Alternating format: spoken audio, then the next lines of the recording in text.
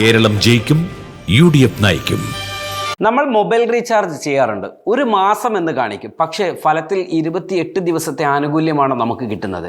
ഇതൊരു ഉപഭോക്താവിനോട് സേവനദാതാക്കൾ ചെയ്യുന്ന കൊടും ചതിയും തട്ടിപ്പുമാണ്.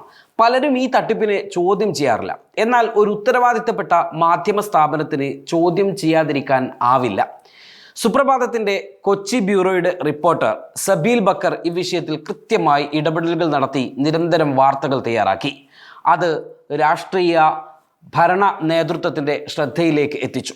ഒടുവിൽ ആ വിഷയം പാർലമെൻറ്റിൽ എത്തുകയും ഒരു മാസമെന്നാൽ 28 ദിവസമല്ലെന്നും ഒരു വർഷമെന്നാൽ 13 മാസമല്ലെന്നും കൃത്യമായ ദിവസവും സമയവും മാസവും വർഷവും നിശ്ചയിക്കണം എന്ന നിർദ്ദേശം ടെലികോം കമ്പനികൾക്ക് കേന്ദ്ര സർക്കാർ ഇപ്പോൾ നൽകിയിരിക്കുകയാണ്.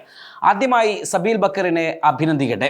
ഡിജിറ്റൽ ഇന്ത്യയെക്കുറിച്ച് വാചാലരാകുമ്പോഴും സാധാരണക്കാരൻ്റെ പോക്കറ്റ് അടിക്കുന്ന തന്ത്രങ്ങളുമായി മുന്നോട്ട് പോകുന്ന ടെലികോം കമ്പനികൾക്ക് കേന്ദ്ര സർക്കാർ നൽകിയ താക്കീത് സ്വാഗതാർഹമാണ്.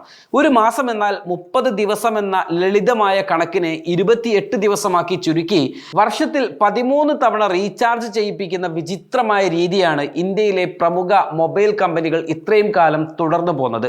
ഈ പകൽ കൊള്ളക്ക് അന്ത്യം കുറിക്കണമെന്ന കേന്ദ്ര ഉപഭോക്തൃ മന്ത്രാലയത്തിന്റെ നിർദ്ദേശം കോടിക്കണക്കിന് വരുന്ന മൊബൈൽ ഉപഭോക്താക്കൾക്ക് വലിയ ആശ്വാസമാണ് നൽകുക. കലണ്ടർ പ്രകാരം ഒരു വർഷം 12 മാസമാണെങ്കിലും 28 ദിവസത്തെ റീചാർജ് സൈക്കിൾ വഴി ഉപഭോക്താക്കൾ ഒരു വർഷം 13 തവണ പണം അടയ്ക്കേണ്ടി വന്ന് റീചാർജ് ചെയ്യേണ്ടി വരികയാണ്.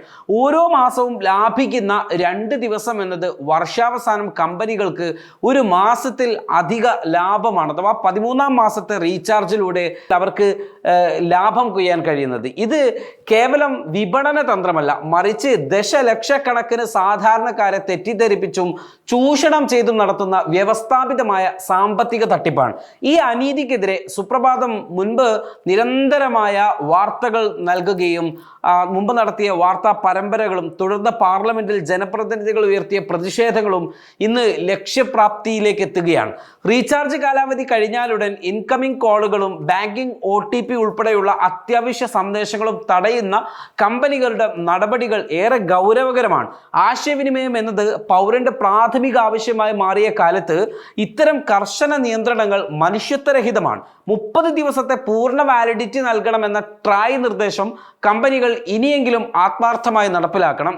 വിപണിയിലെ മത്സരം ഉപഭോക്താക്കൾക്ക് ഗുണകരമാകേണ്ടതിന് പകരം എല്ലാ കമ്പനികളും ഒരേപോലെ ചൂഷണത്തിൽ ഏർപ്പെടുന്നത് ഗൗരവമായിട്ട് തന്നെ കാണേണ്ടതുണ്ട്. സേവനദാതാക്കളുടെ ലാഭക്കൊതിയേക്കാൾ ഉപഭോക്താവിൻ്റെ അവകാശങ്ങൾക്കാണ് പ്രാധാന്യമെന്ന് ഉറപ്പുവരുത്താൻ കർശനമായ നിയമനിർമ്മാണങ്ങൾ ഇനിയും ഇവിടെ ആവശ്യമാണ്. ഈ വിഷയത്തിൽ കേന്ദ്ര സർക്കാർ കാട്ടിയ ജാഗ്രത പ്രശംസനീയമാണെങ്കിലും നിർദ്ദേശങ്ങൾ ലംഘിക്കുന്ന കമ്പനികൾക്കെതിരെ കടുത്ത പിഴയടക്കമുള്ള നടപടികൾ സ്വീകരിക്കാനോ മറ്റു തരത്തിലുള്ള നിയമ നടപടികൾ സ്വീകരിക്കാനോ അധികൃതർ മടിക്കരുത്. ഡിജിറ്റൽ യുഗത്തിൽ ജനങ്ങളെ ശാക്തീകരിക്കേണ്ടവർ അവരെ വഞ്ചിക്കുന്ന കാഴ്ച ഇനിയുണ്ടാകരുത്. സുപ്രഭാതം നൽകി വന്ന വാർത്തകളുടെ പശ്ചാത്തലത്തിൽ പാർലമെന്റിൽ വിഷയത്തെ ഉന്നയിക്കുന്നത് കൊടിക്കുന്നിൽ സുരേഷ് MP ആണ്. പിന്നീട് ആം ആദ്മി പാർട്ടിയുടെ രാഘവ് ചദ്ദയും ഈ വിഷയത്തെ രാജ്യസഭയിലും ഉന്നയിച്ചു. പിന്നാലെ കൂടുതൽ MP മാർ വിഷയത്തിൽ ഇടപെട്ടു. ഇതോടെ കേന്ദ്ര സർക്കാർ ടെലികോം കമ്പനികൾക്ക് നിർദ്ദേശം നൽകി. ഇനി അവ നടപ്പിലാകുന്നതുവരെ അന്വേഷണവുമായി സുപ്രഭാതം മുന്നിലുണ്ടാകും. ഒരു മാധ്യമം ജനങ്ങളുടെ കൂടെ ജനങ്ങൾ പോലും ശ്രദ്ധിക്കാത്ത എന്നാൽ കോർപ്പറേറ്റുകളാൽ വഞ്ചിക്കപ്പെടുന്ന വിഷയത്തിൽ ഇടപെടുന്നു എന്നത് വലിയ ഉത്തരവാദിത്വവും അതിനെ അഭിനന്ദിക്കേണ്ടതുമാണ്.